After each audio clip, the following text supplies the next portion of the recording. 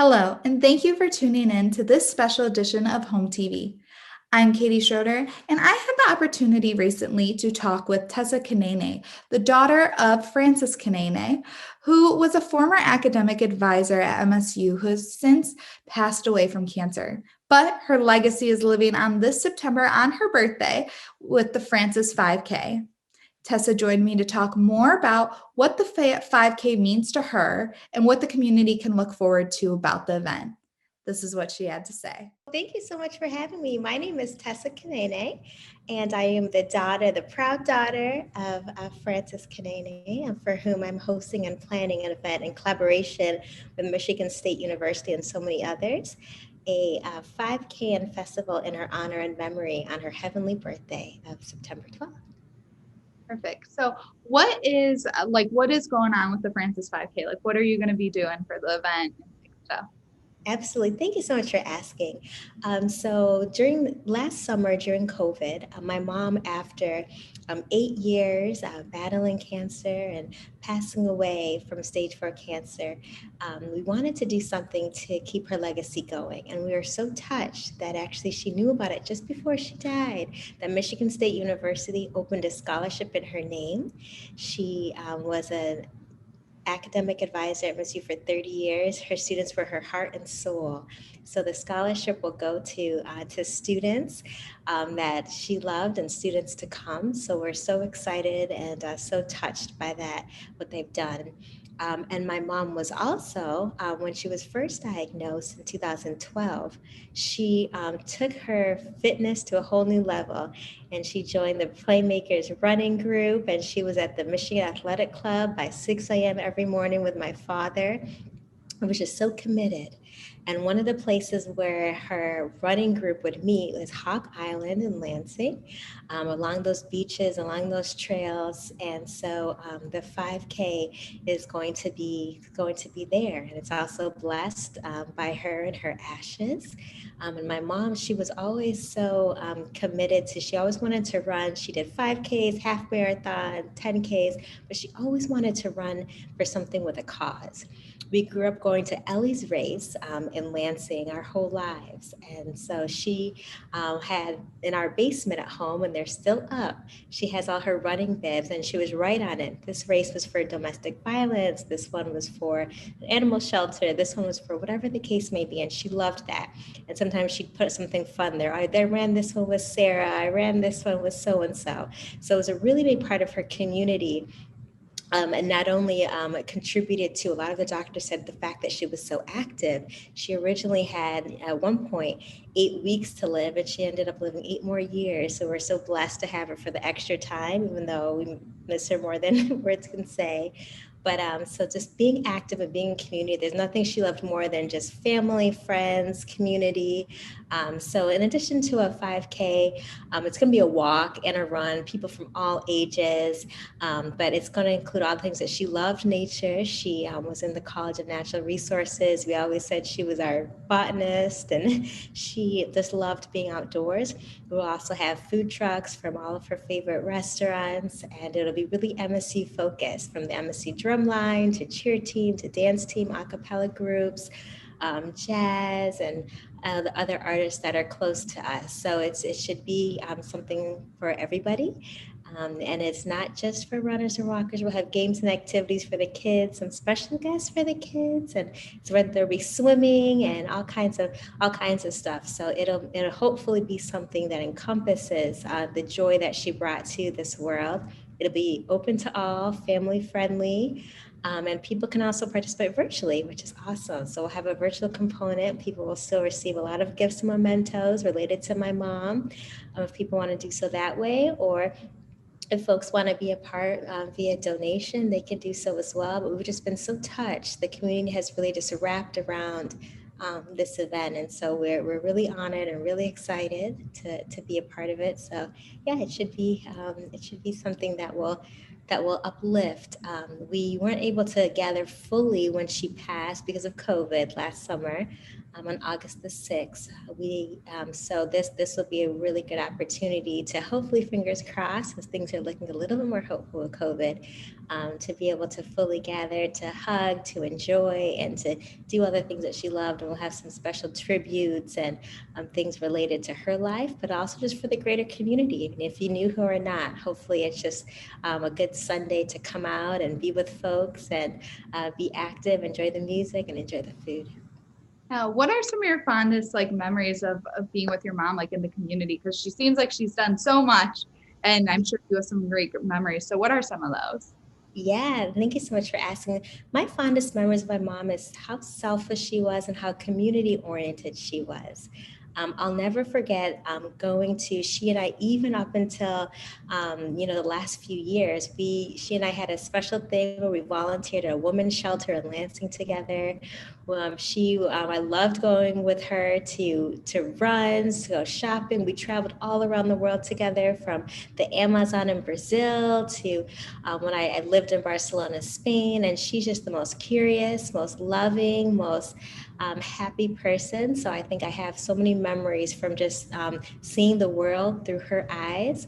But then even just back home, just the what she cultivated in our house, that everybody was welcome and everybody was heard and everybody had a place, whether it be when we were little having dinner and we would go around and tell the stories of our day. Whether you're in first grade, wanted to hear, what was your highlight? What was anything that made you sad? And she was that way her whole life. Every relationship that she had, she was just so devoted to love and care. She's so nurturing and inspiring and empowering, and just gave her whole heart and soul to those in her life and wanted other people to be inspired to do the same. So she always found the light in people, and she wanted to give them the confidence to allow it to shine, and to and she received it and then wanted to always magnify it. So she's just one of those people to do that. She made growing up really fun. She'd always come up with the most incredible games and activities and trips. And my sister, brother, and I were a hyper bunch, I'm sure, but she just filled us with activity and love and so much education. She's an educator through and through, from the home to the work that she did at Michigan State to her own endeavors and accolades. So she's just, yeah, somebody that will always be in our hearts and our inspiration, our mentor, our love, our North Star, and now our guardian angel. Because the way in which she lived her life, that time between the dash, is something that I think we can all live up to and look up to. Because it was a really beautiful way to always show up for people and to always be such a supportive, nurturing, listening soul who was just at your side and wanted to learn and unlearn and be the best version of herself in every iteration and every era of her existence. So it's beyond an honor to be able to celebrate her in this small little way, but hopefully and she'll look down and see how much she's still loved and will forever be. So this is the first annual, and we'll continue it until the end. I'm sure it will bring a lot of smiles to a lot of people in the community. What you said, she was an educator through and through, and you mentioned that MSU did a scholarship in her honor. Is that open? Can you talk a little bit more about that? Like what they said when they told her and how she reacted to that? Yes, absolutely, I will. So my sister, my immediate family, she was receiving cancer treatment at MD Anderson in Houston. By the end, she had a really rare set of cancers that had spread throughout most of her body. So we relocated there for 6 months, and we were all together there. And we were in the restroom getting her ready for the day when at the end of her life, she had lost a bit of her faculties in terms of being able to walk or to speak and even to eat fully. And my phone had a notification, and it was from her beautiful directors and bosses and our friends, who we call our auntie and uncle at Michigan State, and they were alerting her that they had opened a scholarship in her name, And yeah, so, and she was so touched. She was so honored. And we kind of stopped in our tracks. Because when I looked at it, I said, oh, and then, at that point, because things were not going too well, people thought maybe something was wrong. I said, no, this is something so beautiful. So it really meant the world to her. And it was, yeah, something super, super, super special. She had spent her career lifting up students, especially those that might get left behind, especially international students, giving people way and understanding. A lot of people called her their little therapist or mother. And one thing that was so beautiful is like a lot of times, like students who couldn't go home for Thanksgiving or Christmas, they would be at our house. We'd come for Thanksgiving. There were 5 extra people there, and they were just part of the family. Her other sons and daughters, other pieces of her heart and soul. So it was such a fitting way to be able to honor her life and her commitment, to be able to continue to have students be a part and to learn from her lessons. And so, yeah, so it's so cool because then students get to hear a little bit about her perspective on life as they apply for the scholarship, and we're just so honored. And everyone at the department and even the woman who has assumed her role has played a huge part in this event. She designed the T-shirts. She's so on board, and it's just it's beautiful just to hear the stories and the testimonies, and all the work that folks have done to help honor her career, her legacy, most of all just her soul and who she is as a person. Absolutely. So I know you talked about how it was going to be at Hawk Island. You said September Yeah. 12th. Is there a fee to participate? And you mentioned a little bit about where the money would go, but if you could talk a little bit more about that too, that'd be great. Absolutely. Thank you for asking. So it'll be on Sunday, September 12th. The walk run starts at 9 a.m., but get there early because the MSC drumline and cheer team and dance team will kick us off that day around 8:30 or so. We have some other special guests.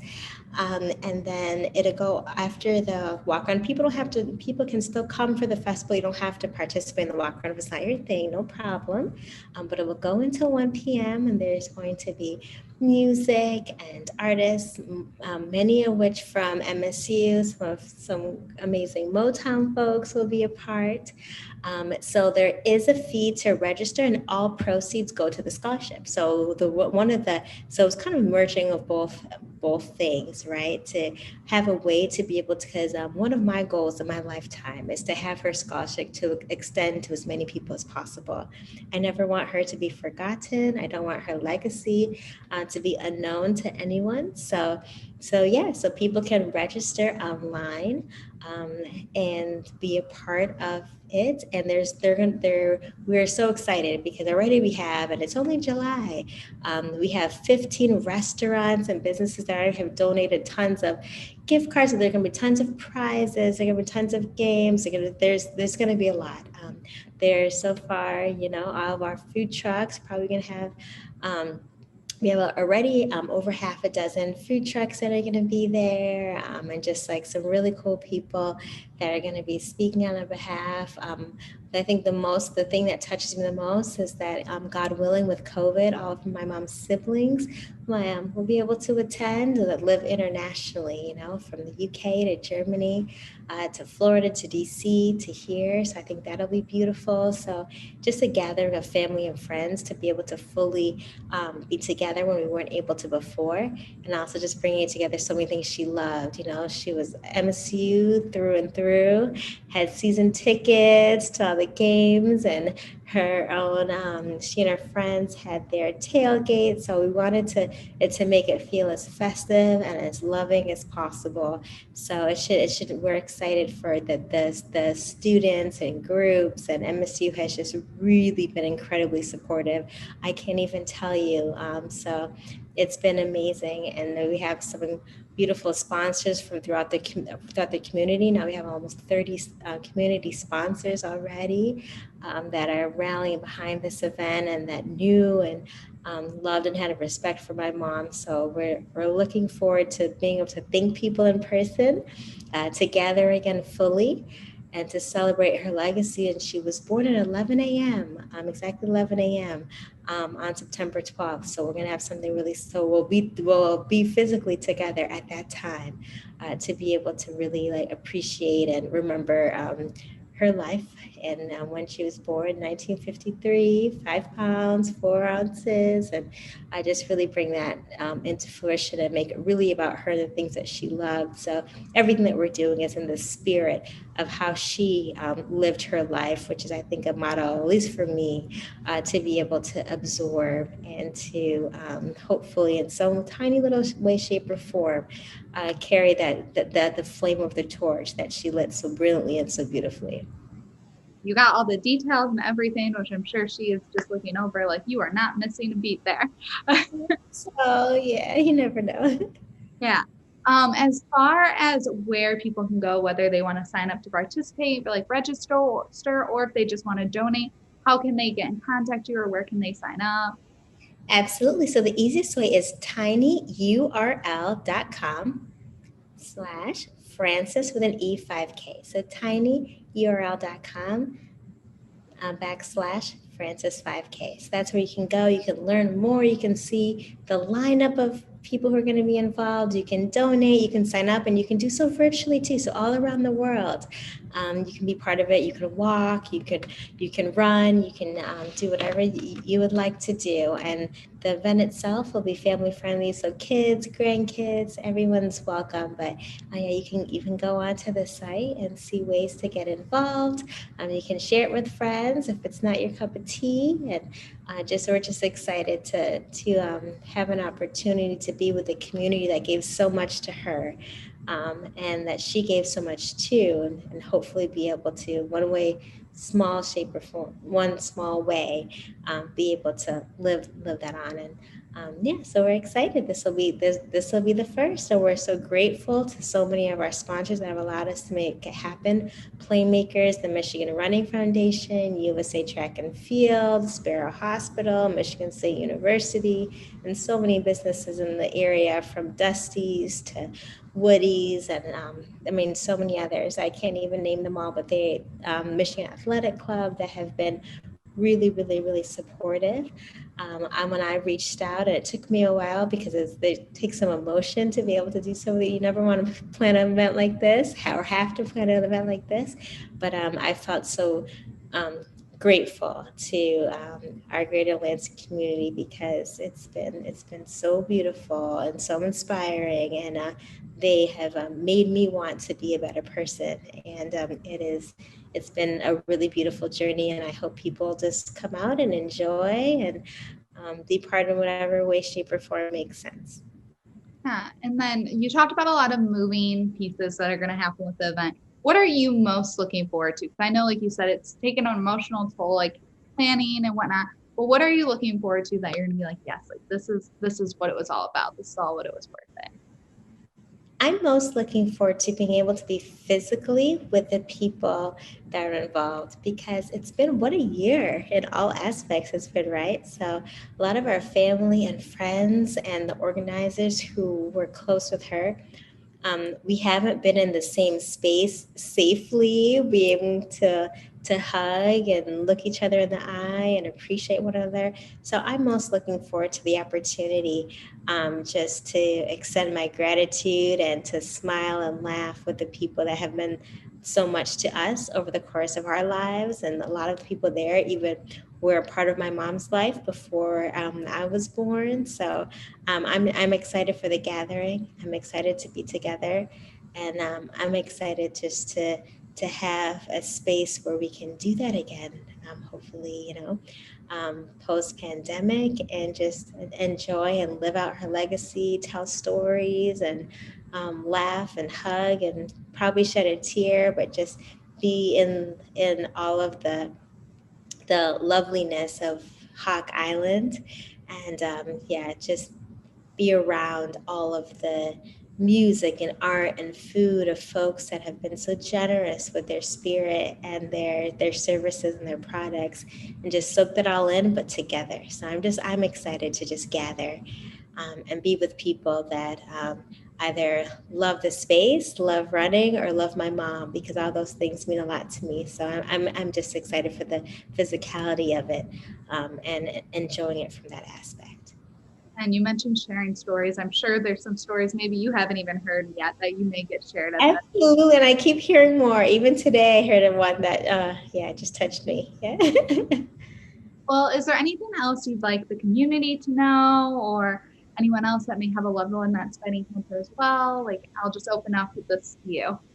Yeah, especially to anyone else who might have a loved one. I think there's no pain greater, than, as we all know, than the death of someone you love most dear to you. So for anybody that is struggling or has been through it or is worried about maybe that could happen soon, just know that you are supported and that you're loved. Even though it's not a club that you maybe ever wanted to enter, know that there are places and people to support. I'm here as a resource to whatever way that I can be. That um, we tread on, right, in legacy and in light of those that we were loved by and who we learned from and who made such an impression on us. And it's only strengthened my commitment to service in this world, because I saw so clearly the way that my mom was such an incredible woman that wanted to and did make an incredible impact on um, this world and the community.